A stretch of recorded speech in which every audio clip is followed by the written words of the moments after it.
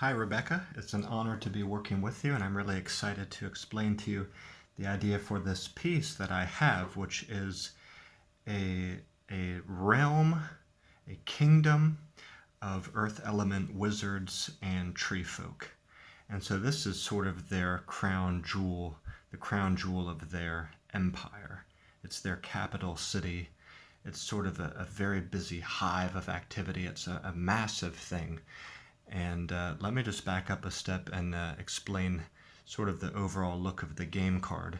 So it's 3,300 pixels tall, 2,450 pixels wide, 2,450 pixels wide. And then I blocked off the areas where the game text will be. So behind those areas, I don't want it to be too incredibly busy.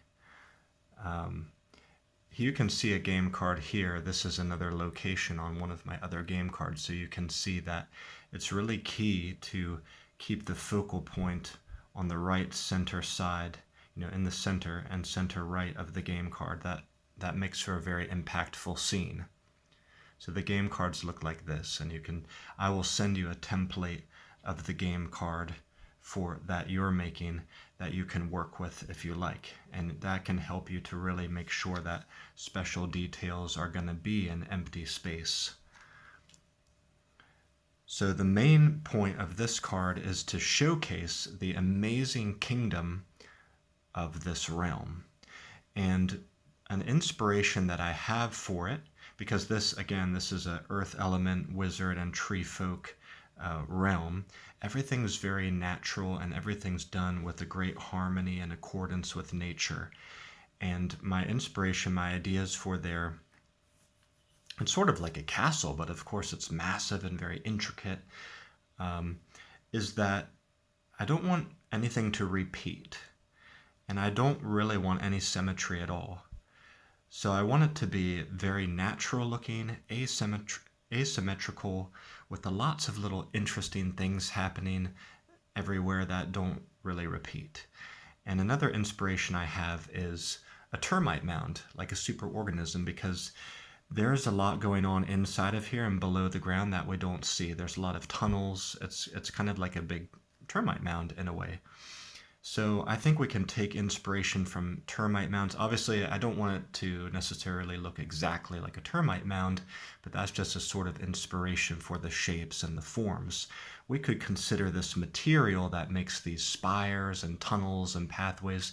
It could be anything we want, really, because this is a fantasy universe. It could be material that's very strong, capable of being carved into. It could be something like, I don't know stones very well, but maybe it's like a limestone or sandstone formation, something like that. But I think we can draw inspiration from different types of termite mounds, and I'll collect some cool photos of those to show you later. So those can make spires in any kind of shapes and positions that we want to make a really cool, almost like a castle.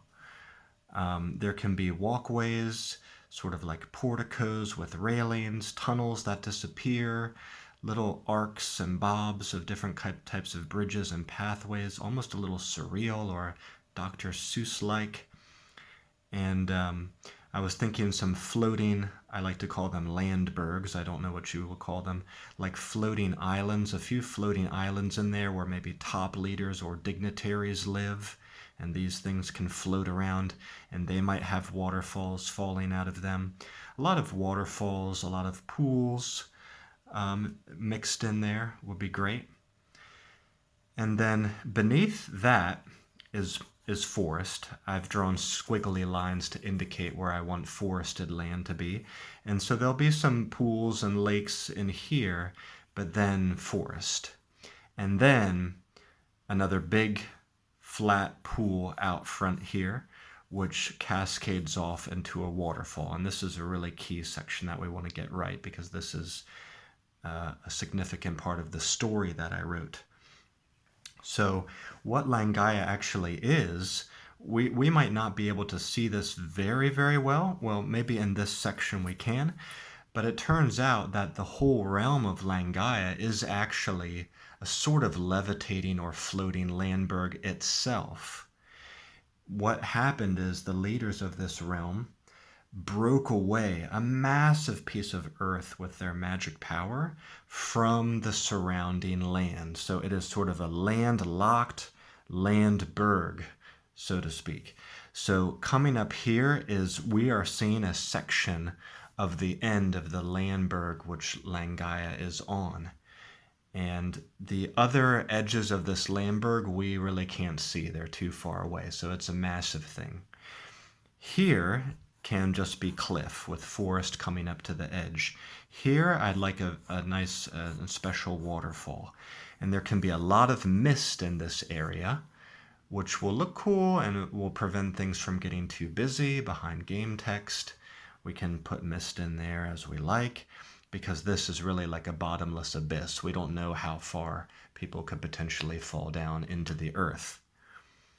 And then in the story, the main characters make a spell and it breaks away parts of this side of the cliff to create floating landbergs, which then they hop across. They're of all different sizes, and I want to make a nice arch. This arch is maybe too moderate, so you could make a more exaggerated arch that really looks kind of cool, and it dips over, and then what they do in the story is they hop across this chasm, and then they land in this pool area, which we can also put some stones in this pool. And they land in there and then they start to cross that pool and go in. So this would be a bridge. That could be key. And I would like you to make that a separate layer if you can, because I might need to think about how exactly this looks more, or even if I really want to put it into this scene, because it appears and it disappears in the story in a short span of time. So I'm not 100% sure if I want to put that there, but I'm pretty certain I do. And then here, more forested land in the foreground. This would be beneath us, beneath our vantage point. I forgot to mention sort of the vantage point or their perspective. I don't want to be looking straight on to Langaia like this card. It's kind of straight on, right? I want to be up above it, kind of looking down at an angle. Not straight down like bird's eye view, obviously, but somewhere in the middle. So we can look down at an angle onto Langaia and the land beyond. So this foreground could be beneath us, and we could kind of be up on a ridge back here, or up on a small mountain. And I might want to put a character in here for scale, maybe to convey the grandness of it all. There might be a little character here looking upon the scene. And then in the back, I would like to have a chasm leading into snow-covered mountains. You know, and there I know you have a great capability of creating great depth. So we can, you know, just, it will be a very grand scene overall.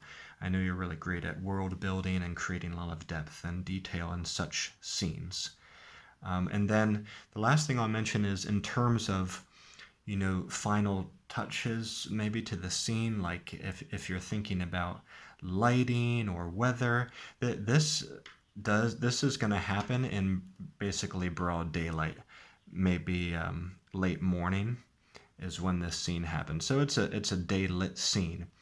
That said, if you want to think of some interesting or clever ways to incorporate some weather, that could be really fun. But that's going to be up to you. If you'd like, I could imagine potentially some clouds floating into the scene a little bit, maybe casting some light sun showers, which might create an effect. The clouds might cast some shadows, or it might refract some light in an interesting way here, which could be maybe more uniform, so it's not too busy again behind the game text. Or maybe this mist creates a little indication of a rainbow, if you want to add that, a touch of like rainbow, different colored light in there somehow. I'm open to that. I'm open to experimentation. And if there's any new techniques you want to try in this scene, or if you have some ideas for some interesting elements, I welcome that. I definitely give you a healthy dose of creative license on this. And I really look forward to seeing your initial sketches. Thank you so much again. I'm really excited to get to work with you, and I'll look forward to hearing back from you. Bye-bye for now.